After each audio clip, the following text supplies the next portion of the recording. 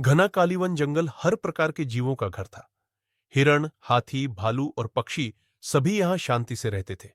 लेकिन इस जंगल में एक ऐसा जीव भी था जिससे पूरा जंगल कांपता था। कालिया मगरमच्छ। कालिया कोई साधारण मगरमच्छ नहीं था। वह विशाल था। उसकी मोटी चमड़ी पत्थर जैसी कठोर थी और सबसे डरावनी थी उसकी आंखें। दो चमकती लाल आंखें जो अंधेरे में भी दिखाई देती थी। उसकी लंबी पूंछ जब जमीन पर लगती तो धरती हिलने लगती। जंगल के सारे जानवर उससे डरते थे, क्योंकि वह न केवल नदी के किनारे बल्कि जंगल के भीतर भी अपने शिकार की तलाश में घूमता था। जंगल में खौफ कालिया की भूख बहुत भयानक थी। वह पानी में चुपचाप छिपकर बैठता और जैसे ही कोई हिरण, जंगली सुअर या छोटा जानवर पानी पीने आता, वह बिजली की तेजी से झपटता और उन्हें अपने मजबूत जबड़ों में दबोच लेता।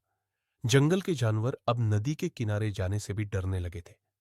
धीरे धीरे उसका खौफ इतना बढ़ गया कि कोई भी नदी के पास जाने की हिम्मत नहीं करता।